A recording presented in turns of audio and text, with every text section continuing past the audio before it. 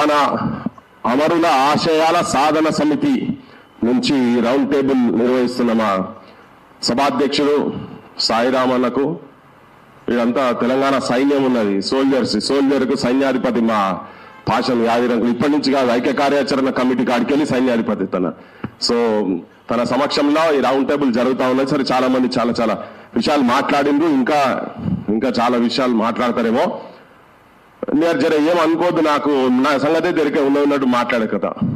ఈ కమిటీ తోటి ఏం మరుగుతుంది అనేది ఏం లేదు, ఊరిగాలకు పీరు లేదు దీంతో. ఈ కేకే కమిటీ అనేది ఉట్టిదే, మన సొంతలో మీటింగ్లు పెట్టి ఆగం చేస్తాను తప్ప ఏం లేదు, దాంతో ఏం కాదు. అది రేవంత్ రెడ్డి కూడా తెలిసే చేసిండు, కోదండరామ్ కూడా తెలిసి సంగతి, కేకే అనేది ఆయన కూడా తెలుసు. ఆ కమిటీ చైర్మన్ పెట్టిన ఆయనకు కూడా ఇరికే ఇదంతా ఉట్టిదే అని చెప్పని. ఇప్పుడు తెలంగాణ బిడ్డలు సావంగా ఓ దిక్కు నరికివేయబడుతున్న సందర్భాలలో కూడా ఆంధ్ర రాజకీయ పార్టీల దగ్గర వాళ్ళ పదవులను కాపాడుకుంటేందుకు వాళ్ళు బూట్లు నాటుకుంటూ తిరిగిన కొడుకులు ఎలా అధికారంలోకి వచ్చిన తర్వాత వాళ్ళ నుంచి ఉద్యమకారులకు అమరులకు ఏమైనా న్యాయం జరుగుతుందని అంటే మాత్రం అది మన బేహూఫ్తనం. నేనైతే ఉన్నది చెప్తున్నాను మీకు. ఇప్పుడు అదే మేనిఫెస్టోలల్లో వీళ్ళు పెట్టిండ్రు 1200 మంది బిడ్డలు చచ్చిపోయారు తెలంగాణ గురించి అని చెప్పని అసెంబ్లీ సాక్షిగా కేసీఆర్ అన్నాడు, రేవంత్ రెడ్డి అన్నాడు, అందరికీ ఎరికే జగమెరిగిన సత్యం అది. కేసీఆర్ కేవలం 550 మందిలో 560 మందిలో గుర్తించిండు, మిగతా వాళ్ళందరినీ ఎందుకు గుర్తించలేని ఇప్పుడున్న మోగాయన ఇప్పుడున్న ముఖ్యమంత్రి పిసిసి ఉన్నప్పుడు మాట్లాడిండు, అసెంబ్లీలో కూడా గొంతు ఏడబలుగుతుంది అయినది అన్నంత భీకరంగా ఉపన్యాసాలు దంచి చెప్పిండు. ఈయన వచ్చినాక ఇప్పుడు 2.5 సంవత్సరాలల్లా నేను మనం వదిలిపెట్టండి, ఉద్యమకారులకు బస్ పాస్లా లేకపోతే హెల్త్ కార్డులా పిల్లలకు ఫీజులా ఇవన్నీ పక్కకు పెట్టండి. ఆ కుటుంబాల గురించి ఫస్ట్ రాగానే కనీసం దాంట్లో ఒక 2 మందిని 2.5 సంవత్సరాలల్లా 2 మంది కన్నా న్యాయం చేసింది ఉన్నదా ఈ గవర్నమెంట్? ఉందా? దానికి కమిటీ అవసరం లేదు కదా, దానికి అన్ని ఉన్నాయి, ఆధారాలు అన్ని ఉన్నాయి కదా. ఆ ఆధారాలు అన్ని తీసి మా ఇంట్లో ఇట్లా మొత్తం పరిచాను నేను. ఆమె దీపాదాస్ మున్షి ఇంటికి వస్తే మొత్తం పరిచిన ఇట్లంతా చూసి పాపం కళ్ళకి నీళ్ళు తెచ్చుకొని నేను ముగ్గురుతో చెప్తా ఈ విషయము, సోనియా గాంధీతో చెప్తా, ప్రియాంక గాంధీతో చెప్తా, రాహుల్ గాంధీతో చెప్తా. నేను అన్న ఒక మీటింగ్ వీళ్ళతో అరేంజ్ చేయిండ్రి, వీళ్ళ బాధలు చెప్పుకుంటారు అంతనే అని చెప్పని. ఇంతకుముందు 2014లో మీరు కట్టిన ఒక కమిటీ ఎవరు ఆ కొప్పుల రాజు ఆయన మన కాదు ఆయన పేరు ఉండే కదా, జయరాం రమేష్ ఇద్దరు వాళ్ళ కమిటీ వచ్చినాడు కూడా వాళ్ళ ముంగట ఆ మీటింగ్ పెట్టి ఒక 200 మంది అమరుల కుటుంబాలను తీసుకొచ్చి కూర్చోబెట్టి మాట్లాడిపించిన. ఇవన్నీ మొత్తం అవన్నీ ఆధారాలన్నీ చూపించిన తర్వాత మేము కొల్చా పార్టీలు అంటే చాలా మంది అప్పుడు అంటుండే ఇవన్నీ ఉట్టి సావులే, తెలంగాణ గురించి ఎవరు చచ్చిపోతున్నా ఉట్టి అకౌంట్లో రాసుకుంటుందంటే నువ్వు రారా నాయన అని చెప్పని ఒక ఢిల్లీ నుంచి పెద్ద మనుషులను మైత్రేయి పుష్ప అని ఒక ప్రొఫెసర్ను మేము యాదిరంకులు మేమంతా కలిసి తెలుగు యూనివర్సిటీలో పెడితే ఆయన ఒక రోజు వచ్చి 2వ రోజు చెప్పిండు, అమ్మాయి దర్వాజా మన ఈ గోడలకు కళ్ళు ఉంటే గోడలు కూడా ఏడ్చేటి, నేను నాతో కాదు 2వ రోజు నేను రానని చెప్పి పోయిండు. సో ఆధారాలన్నీ దగ్గర పెట్టుకొని మేము మొత్తం చూపిస్తే ఆమె చెప్పింది ముగ్గురుతో మాట్లాడుతాను ఒక మీటింగ్ ఆర్గనైజ్ అయిపోయమంటే ఆమె తర్వాత పోయింది, బాగా ప్రయత్నం చేసింది, ఏ మాటకు ఆ మాట చాలా ప్రయత్నం చేసింది. కానీ ఒకటే చెప్పింది, నేను ఇన్ఛార్జ్ గా ఉండి నేను చెప్పలేకపోతున్నా, ఈ లోపల ఎలక్షన్లు అయిపోయినాయి, ఎలక్షన్ల తర్వాత పెట్టిస్తానది, ఎలక్షన్ తర్వాత చాలా సందర్భాలలో మాట్లాడుతూ ఆమె నాకు చెప్పింది ఏంటంటే your chief minister is not interested, mister Revanth Reddy is not interested in this meeting అని చెప్పండి. ఆయన అమరుల కుటుంబాలతోటి నీ పార్టీ అధ్యక్షురాలు కావచ్చు సోనియా గాంధీని ఎవరైతే మేనిఫెస్టోలో పెట్టించి ఇక్కడ వచ్చి మనం నమ్మేటట్టు చేసిండ్రో వాళ్ళతో ఒక మీటింగ్ కండక్ట్ చేసేందుకు ఛాయ్ మీటింగో బిస్కెట్ మీటింగో ఈడికెళ్ళి ఢిల్లీ దాకా ఆయన వచ్చి మస్తు ఉస్మానియా బిస్కెట్లు ఛాయలు నిలోఫర్ ఛాయలు ఇవన్నీ ఆగిపోయింది కదా. ఈ మస్తు నిరుద్యోగులు అయితే రోజు పొద్దుగా లేసే పంచాయతీ పెడుతుంది, అంత పెద్ద ఉద్యోగం అయితే ఉద్యమకారులకి వెళ్ళి ఇంకా నడుస్తలేదు. మనకు మీటింగ్ పెట్టడానికే ఆయన ఇష్టపడతలేడు అని చెప్పినాక ఆయనకి ఏం నిజాయితీ ఉంటది? అమరుల కుటుంబాల గురించి కావచ్చు, కళాకారుల గురించి కావచ్చు, ఉద్యమకారుల గురించి ఏమన్నా ఇస్తారని మీరు అందరూ ఎందుకు నమ్ముతున్నారని చెప్తున్నాను. నేనైతే ఉన్నది ఓపెన్ చెప్తున్నా, ఇదంతా ఉట్టిదే బక్వాస్ కథలు. అంటే సాధించుకోవాల్సిన బాధ్యత మన మీద ఉన్నది, మన హక్కు అది. కానీ ముఖ్యమంత్రి వాళ్ళ క్యాబినెట్ లో ఉన్నటువంటి వాళ్ళు ఎవరికి కూడా ఉద్యమకారుల మీద ఎవరికి ఇంట్రెస్ట్ లేదు. నిజంగా కోదండరామ్ అంటే కనుక ఉద్యమకారులకు చేయాలి అంటే మొట్టమొదటి అమరుల కుటుంబాలకైతే చెయ్యి ముఖ్యమంత్రి, నీ దగ్గర లిస్ట్ ఉన్నది కదా, కళాకారులకు నౌకర్లు ఇస్తా అన్నావు కదా, కళాకారులు అయితే బొచ్చడు పాటలు పాడారు కదా, వాళ్ళకన్నా ఒక 500 ఉద్యోగాలు 1000 ఉద్యోగాలు వాళ్ళకి ఇచ్చిన తర్వాత నీ కమిటీలో ఉంటా అంటే బాగుంటుండే. పాప ఆయన ఒక 6 నెలలు జీతాలు లేక తిరిగినోడు కాదు ఆయన కోదండరామ్. పాప ఆయన తెలియదు, ఆ నొప్పి తెలియదు. ఇలా చాలా మంది ఉన్న నౌకర్లు ఒడగొట్టుకొని ప్రైవేట్ లా తిరిగేటోళ్ళు వాళ్ళు ఓడగొట్టుకొని జీతాలు పొడగొట్టుకొని ఉన్న పైసలు పొడగొట్టుకొని అప్పులపాలయ్యి ఇళ్ళ తిట్లు తినుకుంటా పిచ్చోలారా మీరంటే కూడా అవునరాబాయ్ పిచ్చోళ్ళం అనుకుంటున్న తిరిగిన వాళ్ళందరూ కూడా ఇప్పుడు ఇక్కడ జమైనాం కదా. ఒక కనీసంగా కళాకారుల కన్నా చనిపోయిన కుటుంబాల వాళ్ళ కన్నా ఒక 10 మందికైనా ఇచ్చిన తర్వాత నేను కమిటీలో ఉంటా అంటే బాగుంటుండే. ఆయన 6 నెలలు జీతం పోయినారు, ప్రతి నెల జీతం తీసుకున్నాడు. మీరు చూడరు యూనివర్సిటీలో పోయి. వీళ్ళు త్యాగాలు చేసిన వాళ్ళు కాదు వీళ్ళు. మళ్ళీ వాళ్ళే పదవులు తీసుకుంటారు, వచ్చి మళ్ళీ ఇక్కడికి వచ్చి పదవులు తీసుకుంటారు. వీళ్ళను మన మీద మన గుండెల మీద గడపార కొడుతందుకు మళ్ళీ వీళ్ళనే పెట్టారు ఉద్యమకారులు అని చెప్పి. నాకు మాత్రం ఏ వేదిక మీద మాట్లాడమంటే ఆ వేదిక మీద మాట్లాడుతున్నాను. కోదండరాం వీళ్ళంతా వీళ్ళు ఏమేం చేసిరు, వీళ్ళు ఏం త్యాగాలు చేసిరు. జనాలు చచ్చిపోయిన వాళ్ళకైతే న్యాయం జరగాలన్నా లేదా? మరి ఆ కుటుంబాలకే న్యాయం జరగనప్పుడు వాళ్ళ లిస్ట్ అవుతున్నదే గవర్నమెంట్ దగ్గర. నేను ఇదంతా ఎందుకు ఇంత మీరు వైద్యం గురించి అంటారు కదా.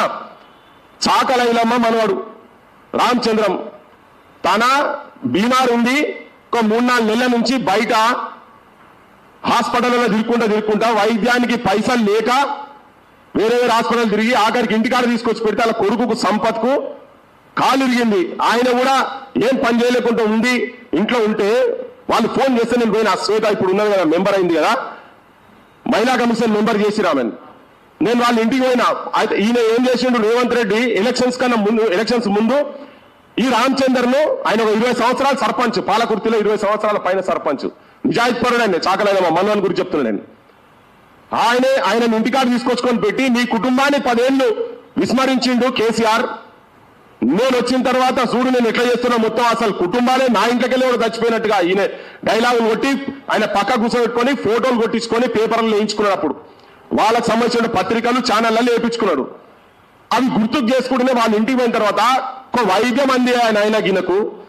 ఓ 10 ఛానళ్ళు మా వాళ్ళు మా కాలేజీ వచ్చే మన తొలి వెలుగు వచ్చి అన్ని ఛానళ్ళన్నీ ఒక 10 ఛానళ్ళు మొత్తం పోయి మొత్తం అంతా రికార్డ్ చేపించి ముఖ్యమంత్రికి ఒక విజ్ఞప్తి చేసినాం. వైద్యం ఇప్పి ఎక్కడో నువ్వు ఫోన్ చేసి నిమ్స్లోనే ఇప్పి ఎక్కడ ఇప్పి గవర్నమెంట్ హాస్పిటల్ ఎక్కడో దగ్గర వైద్యం ఇప్పి అని. నేను ఎవరి గురించి చెప్తున్నా, చాకలైలమ్మ మన్వాన్ గురించి. మనసంటోళ్ళు కాదు, ఆయనైతే అందరికి తెలుసు కదా. తన బీమారాయి నేను చెప్తే వారం రోజులు పోయింది, దాదాపు ఒక 8-10 రోజులల్లా నేనే అనుకున్నా అసలు అంబులెన్స్ తీసుకుపోయినా గేటు కుద్దుదాం అనుకున్నా అసలు యాక్చువల్గా. కానీ ఏంటి ఆయన మరీ ఎక్కువ చేస్తాడు. పృథ్వీరాజ్ అనగానే అన్నాడు మావాడు బాగా అన్న ఈయన కూడా మా వయసు కేసు పెట్టి లోపడేస్తారని. మనకు అటువంటి పంచాయతీలు ఏమైనా ఉంటే చూద్దాం, ఒక అవకాశం అయితే ఇవ్వాలి కదా అని చెప్పని నేను వదిలేసిన. తీసుకుపోయినా బాగుంటుండే. 1 ఫైన్ డే రాత్రి 12:30కు నాకు టెలిఫోన్ వస్తుంది, రామచంద్రం గారు చచ్చిపోయిండు అని. అంటే కనీసము నేనేమంటున్నా, చాకలైలమ్మ మనవాడు బీమారు ఉన్నాడు, బెడ్ మీద ఉన్నాడు, ఆయన నా దగ్గర రికార్డులు ఉన్నాయి, అవి కూడా ఛానల్లో అందరూ వేసిరు. ఒక్కసారి ముఖ్యమంత్రిని కలిపిరు, ఒక్కసారి చెప్పండి ఆయనకు, ఒక్కసారి నాకు ఇట్లున్నాయని చెప్పండి అని. ఎన్నిసార్లు? 3 సార్లు ఇంటికాడికి పోయింది శ్వేత, 3 సార్లు ఇంటికి రికార్డు ఉన్నది. ఇక్కడ మన సెక్రటేరియట్ ముంగడ తెలంగాణ తల్లి విగ్రహావిష్కరణ ముందు రోజు కూడా ముఖ్యమంత్రి రేవంత్ రెడ్డి ఇంటికాడ గేట్ కాడ పోయి మా మామయ్యకు మంచిగా లేదు, ఎక్కడన్నా వైద్యం చేపియండి, ఏదైనా హాస్పిటల్ వైద్యం చేపిరని పోతే ఎల్లగొట్టి రామని. ఇప్పుడు చెప్పదు కావచ్చు, మెంబర్ అయింది మరి ఇప్పుడు చెప్పదు, కానీ అప్పటికి రికార్డు ఉన్నాయి కాబట్టి చెప్తున్నా, ఆధారాలతో చెప్తున్నా. అక్కడ లోకల్ ఎమ్మెల్యే దగ్గర పోయారు, పట్టించుకోలే. కానీ సంపినోలే సంతాపద పెట్టినట్టు 10 వద్దులు మళ్ళీ వీళ్ళే చేపించారు, రేవంత్ వీళ్ళే చేపించారు. నేను పోయినా శవానికి ఆడిపోతే శవం మోసి మొత్తం ఆడిపోయినాక జాయింట్ కలెక్టర్ వచ్చి సాగు ఖర్చులకు ప్రభుత్వం నుంచి 10,000 రూపాయలు మీకు ఇవ్వబడినది అని 10,000 రూపాయలు తీసుకొచ్చి ఇచ్చిండండి. ఇది ఈ గవర్నమెంట్ ముఖ్యమంత్రికి ఉన్నటువంటి నిజాయితీ నిబద్ధత. ఎందుకుంటది? బెల్లిగల్తను చంపినప్పుడు ఆజ్ఞ ఉండే, అందరిని చంపినప్పుడు ఆజ్ఞ ఉండే, ముక్కలు చేస్తున్నప్పుడు ఆజ్ఞ ఉండే, మటన్ కొట్టినట్టు కొట్టి కీమ చేసినట్టు చేస్తే ఆజ్ఞ ఉండే. ఇటుపక్కకు ఒక సుమో అటుపక్క సుమో పెట్టి ఉద్యమకారులంటే చేతులు కట్టేసి చీల్చినప్పుడు కూడా అన్నదే ఉన్నారు కదా వీళ్ళు. మన బుద్ధి తక్కువయి వాళ్ళు ఎంబడి పడుతున్నాం. మా రాజన్న బాగా చెప్పిండు, సాగం రాజన్న. ఇవన్నీ కాదు, రాజకీయ నాయకత్వం సంగతి ఏంటిదని చెప్పని నేనేమంటున్నా అంటే, ఇవన్నీ ఉట్టిగా ఈ 2 ఏళ్ళు వీళ్ళు ఉట్టిగానే మనల్ని మత్పరిస్తారు. మనకేదో నిజంగానే వచ్చినట్టు అన్ని అయిపోయినాయి మొత్తం. మనకి రేపు పొద్దుగాల బస్ పాస్ వస్తుంది, తిరుగుతాం, మనకు మొత్తం కార్డులు వస్తాయి, తిరుగుతాం. అవన్నీ అన్ని ఉట్టిగా బక్వాస్ అన్ని. ఆయన కుల్లా చెప్తున్నాడు కదా.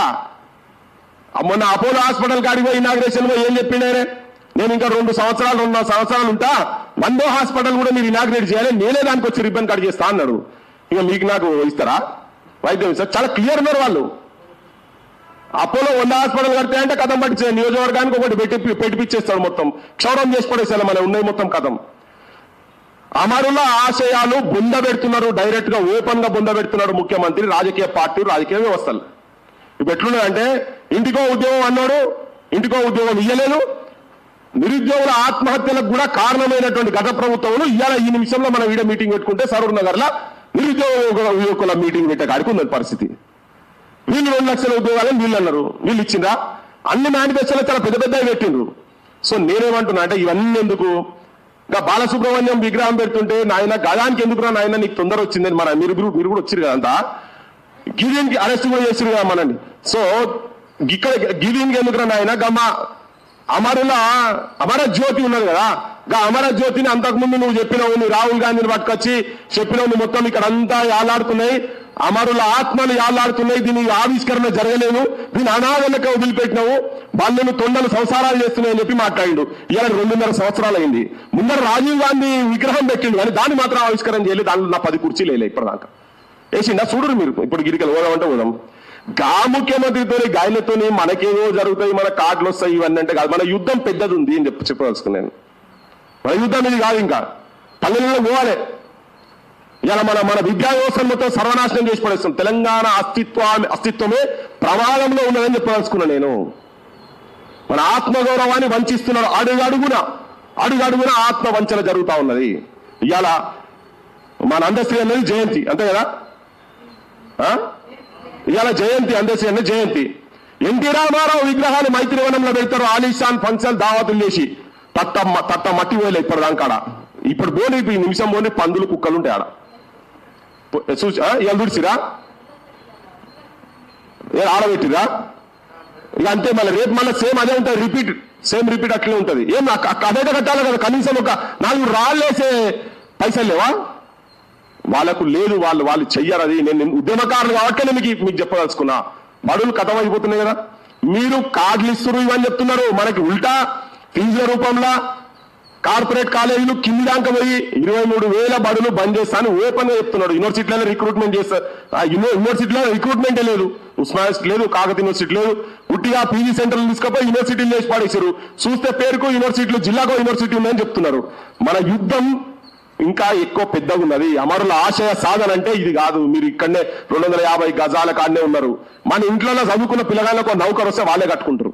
మిమ్మల్ని అందరి మీద అయ్యో మీరు ఏదో గిట్ల చెప్తుండే అని అనుకున్నారు. నేను ఏమంటున్నా అంటే ఉన్నది చెప్తున్నా. మా అన్న అన్నాడు, అయ్యో 250 గజాలు ఇచ్చుడు కాదు, దాన్ని ఇల్లు కూడా కట్టియాలని చెప్పని అమ్మయ్య. ఇక్కడ నేను ఏమంటున్నా అంటే మంచిగా కరెక్ట్, అందరికీ ఇల్లు లేని ఉండాలి కరెక్టే. కానీ ఈ ప్రభుత్వాలతో ఈ గవర్నమెంట్లతో అది కానిపోని పని చెప్పదలుచుకున్నా నేను. వైద్యం కానిపోని పని. కానీ పరిష్కారం ఏంటిది? ఏం లేదు. మళ్ళా ఒక యుద్ధానికి సిద్ధం కావాలి. మన ఆలోచన ఉన్నటువంటి వాళ్ళు అసెంబ్లీలలో, పార్లమెంట్ లో కనుక పోయి కూర్చుంటే దీనికి ఒక బాధ పడుతుందని చెప్పదలుచుకున్నా. ఇప్పుడు ఏం చేస్తాడో మొత్తం కూర్చోబెడతాడు, లిస్టులు తయారు చేసినామంటాడు, అదంటాడు, ఇదంటాడు. నీ పేరున్నది. అయ్యా నా పేరు లేదు కదా, మరి ఎట్లా అంటే నీ పేరు యాడ్ అయిపోతుంది, నువ్వు మాత్రం ఈ పార్టీకి తిరగాలంటారు. మళ్ళీ కాంగ్రెస్ కండువాలు వేస్తారు, మొత్తం ఓట్లైనాక నెక్స్ట్ ఎలక్షన్స్ వరకు తిప్పుతారు. ఈ లోపల సగం మంది చచ్చిపోతారు ఇలా, అంతే కదా? ఇదే వాళ్ళు కాంగ్రెస్ వాళ్ళు ఏబోతున్నది ఇదే పని. దీన్ని గమనించండి అంతనే. ఓన్ చుట్టంగా పక్కగొట్టారు, ఈ కులం ఆ కులం అని పక్కగొట్టారు. వీళ్ళందరూ దోపిడి కులం. వీళ్ళంతా వ్యాపారం చేసేందుకు వచ్చినటువంటి దుర్మార్గుల చేతులల్లా తెలంగాణ ఆత్మలు బందీ అయిపోయి ఉన్నాయి. వీళ్ళతో ఏం కాదు. అందుకే ఊరుగాల పీర్లు లేవదు అన్నది. ఇంకా నష్టపోతున్నాం. పెన్నెంలోకి వెళ్ళి పోయి పూల పడే కాడికి వచ్చింది. ఓ 10 మందికి 9 మందికో 10 మందికో ఇచ్చి తెలంగాణ అందరికీ సంతోషపెడతారు అనుకున్నారు. వెళ్ళి నెలకి వెళ్ళి అరే అది కాదు నాయన, మాకు చాలా పెద్ద ఆశయాలు ఉన్నాయి, గిదిని గురించి కాదు నువ్వు చేసేది ఏందని చెప్పాను. మూగవో గొంతులు తరమెల్లిపోతున్నది, త్యాగాల స్వరమాగిపోతున్నది. ఆపొద్దు, త్యాగాల స్వరాలు ఆపొద్దు. తరాలు పోయినాయి, ఇప్పుడు 3 తరాలు పోయినాయి మనకు, కానీ త్యాగాల స్వరాలు ఆపొద్దు. ఆ ఆశయాలను గుండెలో పెట్టుకొని పోవాల్సిన అవసరం ఉన్నది. అందుకని ఏంటంటే అందరికన్నా ఎక్కువ బాధ్యత ఉద్యమకారుల మీద ఉన్నది. ఇక ఉన్నోళ్ళందరూ ఉద్యమకారులే కనుక ఉద్యమకారుల సంఘాలను ప్రాతినిధ్యం వహిస్తున్నటువంటి వాళ్ళు ఉన్నారు కాబట్టి మనము ఈ వీళ్ళు చెప్పేటువంటి ఆశలలో పడి పోవద్దని చెప్పి మీ అందరికీ విజ్ఞప్తి చేసుకున్నాను. అన్ని సంఘాలలోకి విజ్ఞప్తి చేసుకున్నాను వినమ్రంగా. చాలా మంది నాకన్నా పెద్దోళ్ళు ఉన్నారు. మేము మొదటి నుంచి అన్ని చూస్తాం. ఒక ఓపెన్ కాస్ట్ ఆపలేకపోయినాం కదా ఇప్పటిదాకా.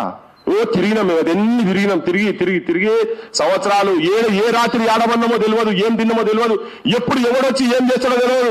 కొంతమంది టెలిఫోన్ చేసేది మీరు ఇప్పుడు ఆడిపోతే మిమ్మల్ని టక్కర కొట్టి చంపుతారట అని, అయినా పోయేది. ఒక్క ఓపెన్ కాస్ట్ ఆగిందా? తెలంగాణ నిజమైన భూమిపుత్రుల చేతుల్లో గత 10 ఏళ్ళు లేదు, ఇప్పుడు లేదు. భవిష్యత్తు ఉండాలా లేదా అని మనసొంటున్న చేతులలో ఉన్నది. దీని మీద బాగా చర్చలు జరగాలి, దీని మీద బాగా రౌండ్ టేబుల్ జరగాలి, దీని మీద జనానికి కింది దాకా తీసుకుపోగలగాలి. తెలంగాణ ఒక్కసారి బగ్గుమనాలా లేదా? అరే మన ఆత్మగౌరవం మీద దెబ్బతీసే స్థాయిలో విగ్రహాల కాడికెళ్ళి పెడుతుంటే ఇంకా తెలంగాణ ఉడకాలి ఎక్కడికక్కడ. కానీ నాయకత్వం కూడా లేదు తెలంగాణకి. ఇది కూడా నేను చెప్పదలుచుకున్నా. నేను అందరి రాజకీయ నాయకుల చుట్టూ తిరుగుతారు. ఇప్పుడు స్టార్ట్ అయింది. ఎంత అవమానాలు, ఎంత ఘోరంగా, ఎంత ఇన్సల్టింగ్ గా మాట్లాడుతున్నారు ఒక్కొక్కరిని.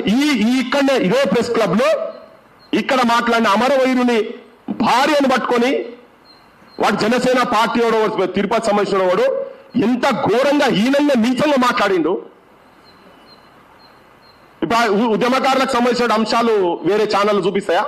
ఇప్పుడు వీళ్ళిద్దరిని ఇంకో 10 ఛానల్ చూపిస్తాయి, వీళ్ళ దగ్గరికి వెళ్ళి ఫీడ్ తీసుకొని చూపిస్తాయి. మెయిన్ స్ట్రీమ్ ఛానల్ చూపిస్తాయా? చూపియాయి, ఏడు చూపియాయి. అనగా వెలుగు మడ్డలో ఇల్లు కూడా కొడతా చూపియలే, నిజాలు చూపియలే. ఇవన్నీ ఎందుకు? నిజాలు చూపియలే కదా. గంట ఘోరంగా 1000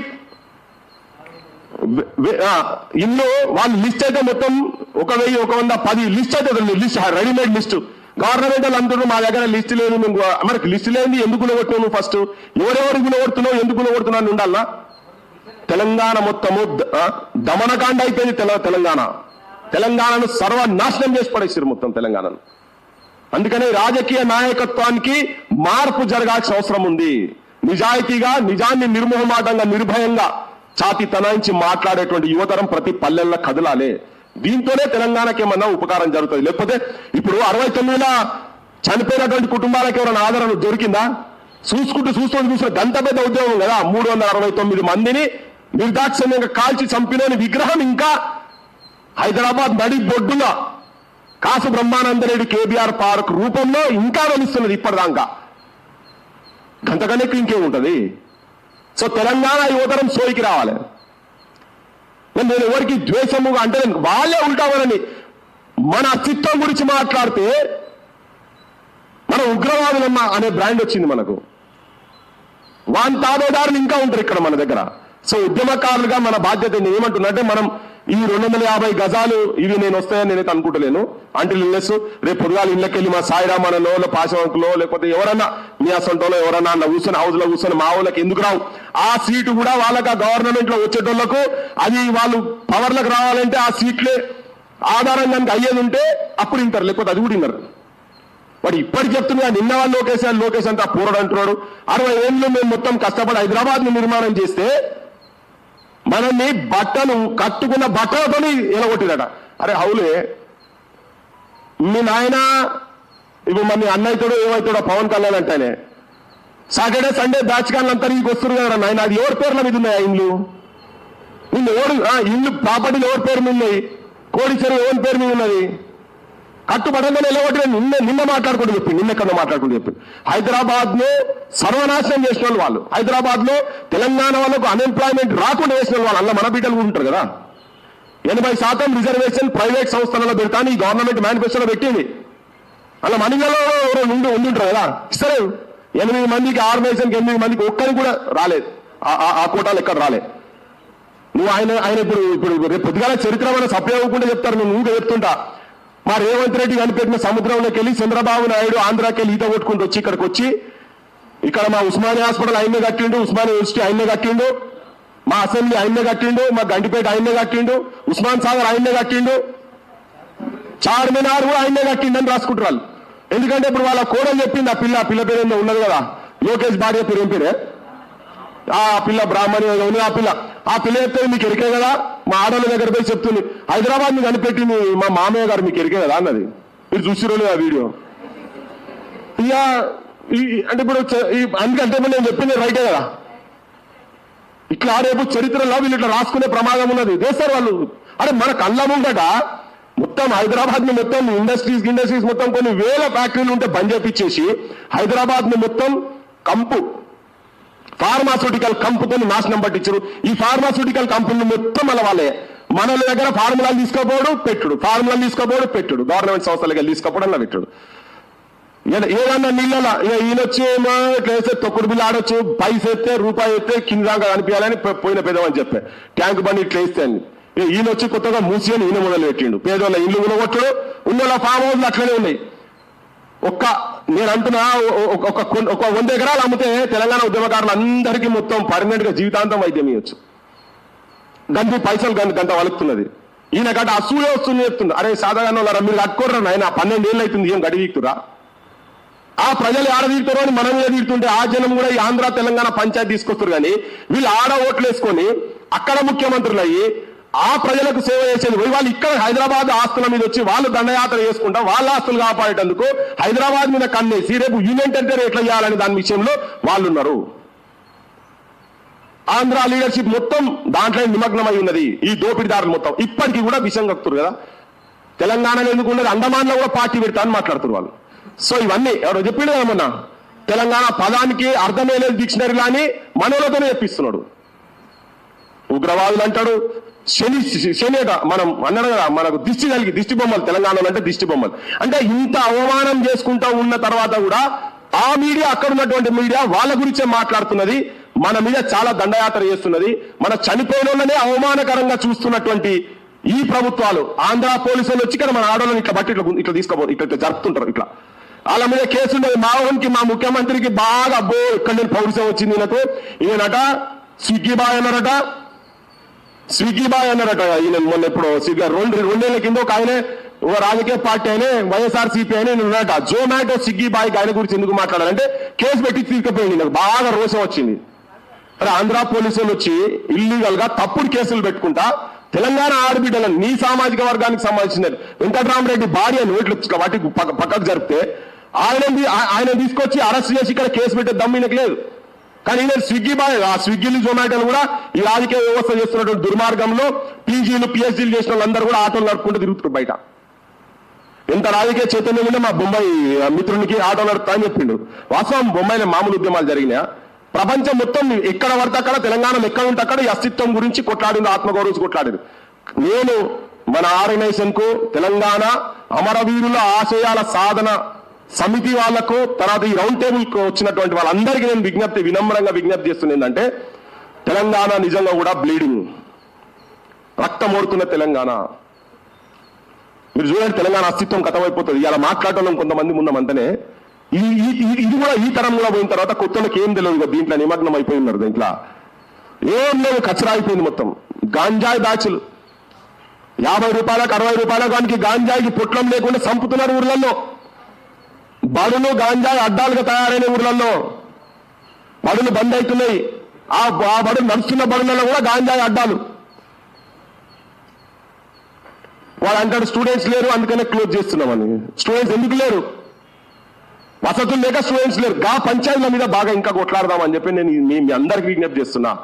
అది కొట్లాడితే మరి నిజంగా తెలంగాణకు ఖుషి. మీరు మనం దీని చుట్టూ ఏంటి అప్లికేషన్లు ఏంటి, మీరు వాళ్ళతో పంచాయతీ పెట్టుకోర్రి అలా ఇప్పుడే అడుగుతూనే ఉన్నారట డైరెక్ట్. నువ్వు ఏ పార్టీ అని, ఏ పార్టీ అయితే నీకేంద్రా, నీకు ఏ పార్టీని ఏ సంఘం అంటున్నాడు, ఏ జేఏసీ అని మాట్లాడుతున్నాడు. నా పంచాయతీ అయింది కదా, ఆ అడిగిన తీసుకొని మైబాబు చంద్రమౌళి ఎవరో తీసుకొని బయటకు పంపించారట. నీకు దమ్ము ఉండాలి నీకు. ఏది ఏ పార్టీ ఎవరైనా ఏదైనా తెలంగాణ అన్నాడా, తెలంగాణ జెండా పట్టిండా లేదా, తెలంగాణ నినాదం అన్నాడా లేదా? నీ ఆంధ్ర పార్టీలకు బానిసత్వం చేసినందుకు ఏమని చెప్తలేం. కానీ పార్టీలకు అతీతంగా, కులాలకు అతీతంగా, మతాలకు అతీతంగా, వయసుకు అతీతంగా తాత మునువల్ల కాడికెళ్ళి ఒక్క దగ్గర ఒక్క నిరాహార శిబిరం దగ్గర ఉండి నిరాహార దీక్షలు చేసిండు ఎంటైర్ తెలంగాణ జనము. నిజంగా చేయదలుచుకుంటే తెలంగాణలో మొత్తం విద్య వైద్యం కంప్లీట్ గా ఉచితం కావాలి, రవాణా సంస్థ కూడా ఉచితం కావాలి, చదువుకున్న ప్రతి ఒక్కరికి నౌకలు రావాలి, అంత ఉంది తెలంగాణలో. కాకపోతే వీళ్ళందరూ బయట చేస్తున్నారు. దాని మీద పోరాటాలు ఇంకా చేయాల్సిన అవసరం ఉంది. ఈ కమిటీల చుట్టూ మనం తిరిగి మన టైం వేస్ట్ ఇచ్చేసేయండి. అన్ని ఏమి ఇస్తారో మీరు అన్ని సబ్మిట్ చేయరు. నేను జైలు పోయినా అనేది ఆరేగా ఉద్యమంలో భీకరంగా తిరిగిన వాళ్ళ పార్టీలో ఉన్నటువంటి వాళ్ళు కూడా ఇప్పటికీ కోర్టు కేసులో తిరుగుతున్నారు. ఈ వాళ్ళు ఏం చేస్తారు? కోర్టు కేసులైనా ఆపాలి కదా. యూనివర్సిటీ పిల్లలు ఎంతమంది పోతున్నారు? మొన్న కూడా పెట్టారు ఏదో కేసులో బొమ్మలు పెట్టుకున్నారు. ఈ మొగైనా కూడా పోయిన ఒక దాంట్లో పెద్ద మనిషి వీళ్ళందరూ ఇప్పటికైనా మా మీద కేసులు ఉన్నాయరా నాయన, కేసులు అన్నది ఇప్పి అని చెప్పని వాళ్ళు తిరుగుతున్నారు. కేసులు వస్తలేవు, పోని వాళ్ళు తిరిగినందుకు వాళ్ళైనా చిన్న చిన్న పోస్టులు వస్తాయంటే అవి కూడా వస్తలేవు. ఏం రావు వీళ్ళంతా, వీళ్ళు అక్కడనే ఉంటారు. వీళ్ళంతా beggars can never be choosers. ఆడుకున్నటోళ్ళకి ఎప్పుడు ఛాయిస్ అనేది ఉండదు. సో మనం ఆడుకున్నాడు కాదు, బానిసత్వం చేయొద్దు, బానిసత్వం చేయాల్సిన అవసరం. మీరందరూ బానిసత్వం చేస్తారంటే లేదు, చేయనోళ్ళే ఇక్కడ ఉన్నాం మనం. వీడంతా బుద్ధి గుంజుకున్నాము అని గదరని చెప్పిండు కదా, అది ఓట్ల ద్వారా గదర కూడా అనుకోలే. ఈయన వచ్చిన తర్వాత ఇప్పుడు గదరని కలిగి కూర్చుంటుండే మనతో. ఈ ప్రభుత్వం చూసి గదరని కూడా మనతో ఉంటుండే, ఆయన కూడా 4 పాటలు వాడి తిరుగుతుండే ఇక్కడ. సో నేను జనానికి చెప్పదలుచుకున్నావు, ఏం కన్నా ఇప్పుడే వచ్చింది మా బుల్లెటిన్ కన్నా, వాళ్ళు ఉద్యోగంలో తిరిగి ఓసారి యాక్సిడెంట్ అయ్యి హాస్పిటల్లో పడ్డాడు.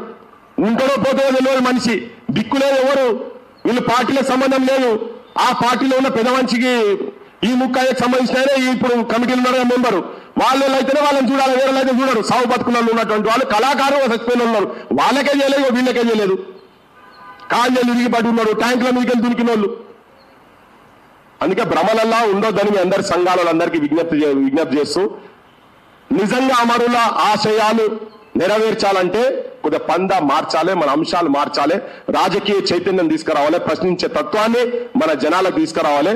అట్లయితేనే ఏమన్నా పరిష్కార మార్గం దొరుకుతుంది. కానీ మనం దున్నపొదుకు గడ్డేసి బర్రెకు పాలు విన్నట్టు అవుతుంది మన కథ. ఏం అంతా ఉట్టి ముచ్చట్లు లాల్ కథలు లెక్కుంటుంది మనది. సో అది కాకుండా ఉండటం, కానీ ఇంకా కొట్లాడదాం, బాగా అంశాలు ఉన్నాయి, చర్చ చేద్దాం, కొట్లాడాలి. కానీ ఇది పోయి ఈ కమిటీలతోటి ఏమవుతుందంటే దానికి ఒక టైం బౌండ్ ప్రోగ్రామ్ లేదా, దానికి ఏమైనా లీగల్ గా నువ్వు ఆయన రిపోర్ట్ ఇస్తే కంపల్సరీ అమలు చేయాలని ఏమన్నా కానూన్ ఉందా, చట్టంలో ఏమైనా పెట్టి కాదు. ఉట్టిదేవి కాగితం. మనోళ్ళందరూ పోయి ఇప్పుడు రాగానే మా అక్క చెప్పింది నువ్వు ఆయనకు ఇయ్యాలి ఈయనకు ఇయ్యాలి, ఏమి ఇచ్చేది ఏముండదు ఆడ. ఉట్టిదే అంతా ఉట్టిదే చెప్తున్నారా. వాళ్ళు బై డిజైన్ మనల్ని ఆగం చేయదలుచుకున్నారు అంతనే. సో 69 న్యాయం జరగలే, సాయుధ పోరాటంలో తిరిగినటువంటి ఆ కుటుంబాలకు కూడా న్యాయం జరగలే. తర్వాత ఏదో ఇప్పుడు నిన్న శ్వేతకో లేకుంటే మా శ్రీకాంతాచారి తల్లికి ఒక పదవి ఇవ్వగానే మొత్తం కుటుంబాలకు ఇచ్చినట్టు కూడా కాదు. ఇది కూడా చెప్తున్నా, ఇది మనల్ని చూపించేటందుకు, మనకు చూపించి వాళ్ళతో మన మీద చెప్పిస్తుంది వీళ్ళు కూడా చేసినామని. కానీ నేను ఆల్రెడీ రామచంద్రది నేను చెప్పిన కదా, వాళ్ళ పందా ఎట్లా ఉంటుంది అనేది. వాళ్ళు ఉద్యమకారుల మీద పైసా విలువ లేదు, త్యాగాలు చేసినటువంటి వాళ్ళ మీద పైసా గౌరవం లేదు కనుక ఆ కుటుంబాల వాళ్ళు ఏం చేయరు. ఎందుకు ఇప్పుడు బాగా సన్నిహితంగా ఉంటుంది కదా, మా అన్నయ్య కూర్చున్నాడు విమలక్క వాళ్ళ అన్న, విమలక్క కూడా ఇప్పుడు కోర్టులో తిరుగుతుందా లేదా, తిరుగుతుందిగా. వీళ్ళ చాలా మంది తిరుగుతున్నారు. ఇంకా మరి బాగా దగ్గరనే ఉన్నాయి కదా, గవర్నమెంట్ ముఖ్యమంత్రి కూడా బాగా దగ్గరనే ఉన్నాయి కదా. ఏంటి ఇంకా 10 కేసులు ఉన్నాయి, తెలంగాణకు సంబంధించిన 10 కేసులు ఉన్నాయి. మరి ఆడబిడ్డ అంటివి పిలిస్తేవి, ఆడ ఉమెన్స్ కమిటీ అంటే పోతివి, అసలు సంగతి మాత్రం లేదు. ఉట్టిగా రాగానే చూడాలి, ఫోటోలు దిగాలి, విమలక్క అంటే మా అక్కేనా తెలంగాణ అక్కేనా అని ముచ్చట చెప్తా అంతే. ఎవరు పక్కకు కనబడితే వాళ్ళు మా అన్నైనా సాయిరామన్న పోతే అబ్బా నువ్వు ఎంత పెద్ద ఉద్యమకారుడు, మీ తాత ఉద్యమకారుడు, మీ నాయన ఉద్యమకారుడు, నువ్వు పెద్ద ఉద్యమకారుడు, తుపాకి వచ్చిన అంటాడు. కథం. ఇవన్నీ బక్వాస్ మాటలు. ఈ రాజకీయ వ్యవస్థ మనల్ని ఆగం చేసేందుకు చేస్తున్నది. ఇంకో పోరాటం కొద్దిగా డిఫరెంట్ వేలో తీసుకుపోవాలని మీ అందరికీ విజ్ఞప్తి చేస్తూ, సాయిరామన్న టైం దగ్గర ఎక్కువ తీసుకున్నా కానీ ఉన్నది చెప్పిన అసెంబ్లీలో మాట్లాడతా. ఎస్, అసెంబ్లీలకు పోవాలి. నాకు ఇంతకుముందు ఎప్పుడు లేకుండే ఇళ్ళకెళ్ళి 4 భయాల్లో కూర్చోవాలి. రావాలనే పొద్దుగాల ఉద్యమకారులకు వెళ్ళి కూడా ప్రాతినిధ్యం వహించి అల్ల పోయి కూర్చోవాలి. చట్టాలు చేసే చట్ట సభలు, ద టెంపుల్ ఆఫ్ డెమోక్రసీ, పార్లమెంట్లో అసెంబ్లీలకు పోయి ఆడ మాట్లాడాలి, మన గలాన్ని నింపాలి, నిజమైన తెలంగాణ గలాన్ని. ఇవాళ ఇప్పుడు ఏంది పోయి కూలగొడతాం, తెల్లారిపోతే కేసులు పెడతారు, మావోయిస్ట్ అంటారు, ఊపా అంటారు, టైం వేస్ట్ అవుతుంది. అలా మన దగ్గర దమ్ములేక కాదు, ఎన్టీ రామారావు విగ్రహాలు కూలగొట్టే దమ్ములేక కాదు, లేదు 369 మందిని కిరాతకంగా చంపినటువంటి కాసు బ్రహ్మానందరెడ్డి విగ్రహాలు కూడగొడుతుంది మన దగ్గర దమ్ములేక కాదు. ఏమైతే ఒక బ్యాచ్ పోతుంది, ఇంకో బ్యాచ్ పోతుంది.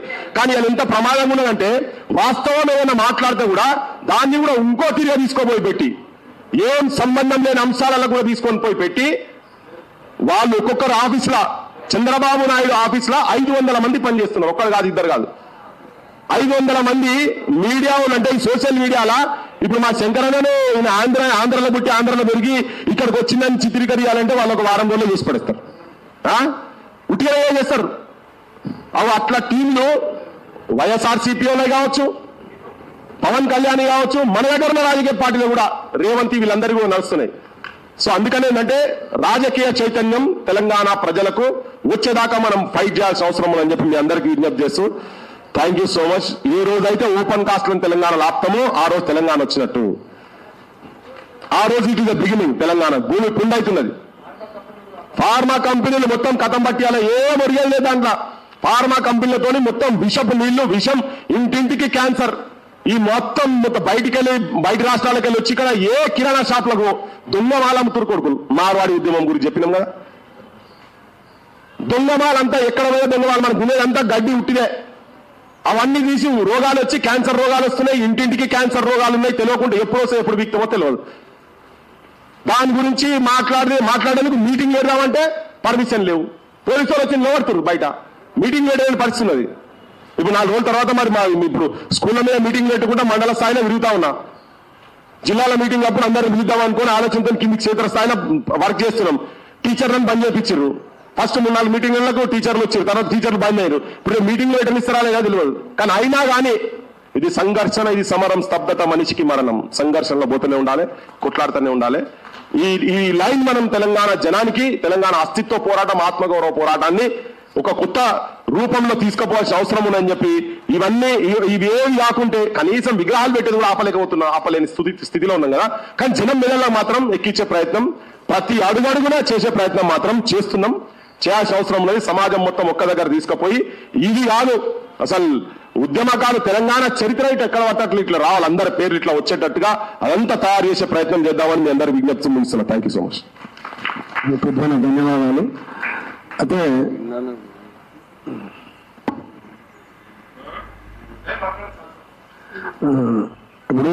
ఇప్పుడు ఒక్క నిమిషం చెప్తా పాటు ఎందుకు ఇప్పుడు అసలు తుపాకీలోనే కథం పట్టించారు. మరి ನನ್ನ దగ్గర నకిలీ తుపాకీ కూడా నువ్వు తెలియదు. అసలు తుపాకీలోనైతే ఏకేలు బీకేలు పట్టుకున్న వాళ్ళందరినీ కూడా పట్టిరి, డంపులు పట్టిరి, అన్ని తీసుకొచ్చిరి, అందరిని తీసుకొచ్చి కాల్చడానికి కాల్చిరి, తీసుకొచ్చి మీ దగ్గర పెట్టుకున్నారు. కానీ ఏం సంబంధం లేని ఏదో ఒక ఆవేశంగా ఏదో మాట్లాడిరనే నెపంతో తీసుకొచ్చి ఇప్పటిదాకా ఇంకా అలా పెట్టి ఆయనకు పాపం బ్యాక్ ప్రాబ్లం ఉన్నది, స్పైనల్ కార్డ్ ప్రాబ్లం ఉన్నది, ఓ చెయ్యలేదు, ప్రజా పోరాటంలో ఓ చెయ్యలేదు. అదే ఇక మనకన్నీ వాళ్ళకు కూడా తెలుసు కదా. అందులో స్కామ్లు ఏమున్నాయని చెప్పి ఏం చెప్పలే కదా. ఇది అన్యాయం అసలు. యాక్చువల్గా తన నిరోధంలో పెట్టుడు కూడా అన్యాయమే. అది కూడా ఆలోచించాలి. నేను ఒక్కటే అడుగుతా, రేవంత్ రెడ్డి అనుకుంటే ఉంటాడా? ఈయన నన్ను ఉంటాడా? ఒకవేళ రేవంత్ రెడ్డికే తనను బయటికి తీసుకురావాలి ఉన్నది అనుకో, ఉంటాడా అన్ని రోజులు? నేను చెప్తున్నా బరాబరు. ఎందుకు మాట్లాడుతున్నారు? ఉంటారా ఉండడా? ఉండదు కదా. ఈయన బరాబరంలో ఉన్నాడు. ఈ గవర్నమెంట్, ఈ ప్రజాప్రభుత్వం అని చెప్పేటటువంటి వాళ్ళు కూడా గతంలో ఏమైతే వాళ్ళు చేసిండ్రో, ఇనుప కంచెల ప్రభుత్వాలు, గడీల ప్రభుత్వాలు, దొరల ప్రభుత్వాలు పటాపంచలు చేసిన ఏం చేయలేదు. ఎక్కడున్నాయి అక్కడనే ఉన్నాయి. దానికి నిదర్శనమే పెద్ద ఎగ్జాంపుల్ ఈయన. ఇప్పటిదాకా ఇంకా లోపల పెట్టుడు. సర్జరీ అయిన తర్వాత కూడా ఇంకా గోసవుచ్చుకుంటారు. అందుకని ఈ ప్రభుత్వం మీద కూడా మాట్లాడాలి. ఒకటే అక్కడ గురించి కూడా కాదు. ఈయన చక్కగా ఉంటే అదే అది నడుస్తూనే ఉన్నది. కానీ ఇప్పుడు తీర్మానం అయితే అందరు తీర్మానాలు దాని మీద చేస్తున్నారు కదా. ఇది పెద్ద జోక్. ఇది ఆయన ఇప్పటిదాకా పెట్టుడే పెద్ద హాస్యాస్పదం అది.